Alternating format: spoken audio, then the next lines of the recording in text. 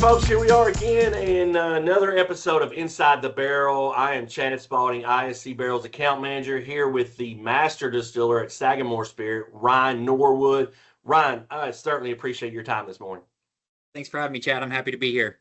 Yes, so we're here to talk about the bottle right there beside you, the 10-year-old Sagamore Spirit Reserve Series Batch 1A that hit number 7 most exciting whiskeys in 2025 on the Whiskey Advocate list. Congratulations on that award. That was big time in a series where there were a lot of big players that hit that board.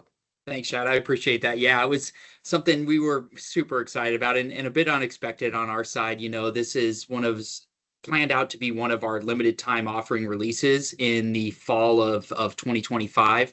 And we weren't really sure how it was going to be received. It was some of our last MGP whiskey that we were pushing through, and really excited that the consumer got happy about it. And then it got picked up in Whiskey Advocate as well.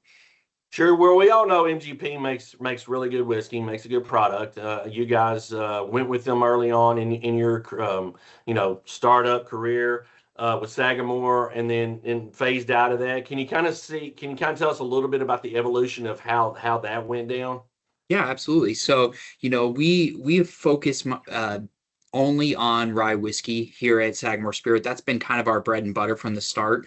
We knew we didn't want to make other clear spirits, but we knew whiskey took time. So in the inception of the company, we started out and we're very transparent about contract distilling through MGP. We wanted to make sure that we got good whiskey on the front end so that when we transitioned to our product, it would be a smooth transition for the consumer. So very early on back in 2013, our co-owners and founders started buying whiskey from MGP, and we did that up until our distillery was built in early 2017. And then at that stage, we kind of stopped buying all contract and started making our own.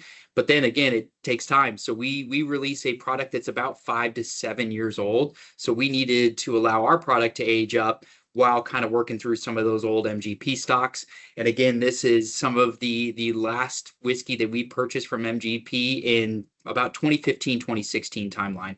Can you go into a little bit more of maybe the tasting notes that went into to picking out? Is this a smaller batch of the 10-year-old that you ran up on, or was that entire lot pretty good? A lot of the lot was pretty good. We've been really fortunate that MGP made very, very good, consistent whiskey.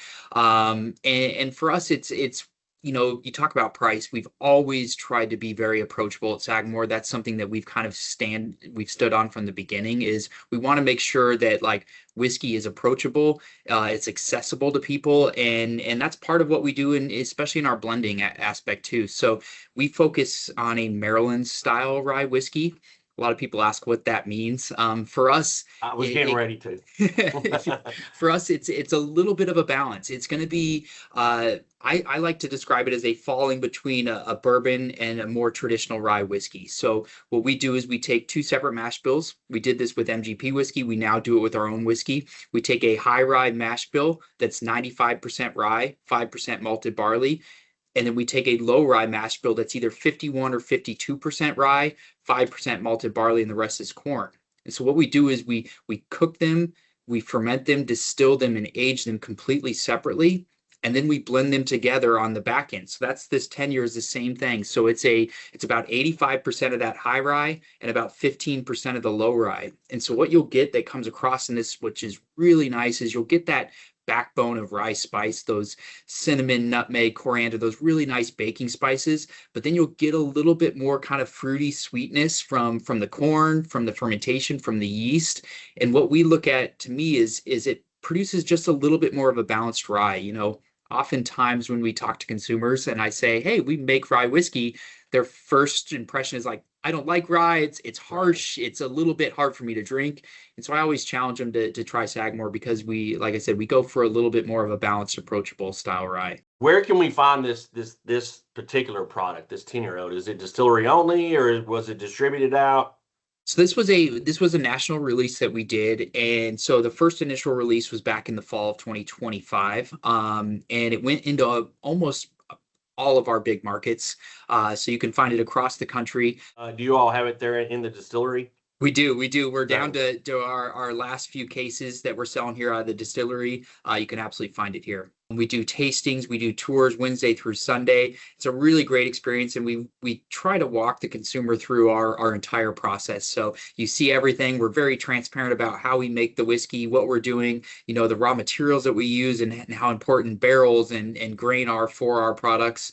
It means a lot to us. So.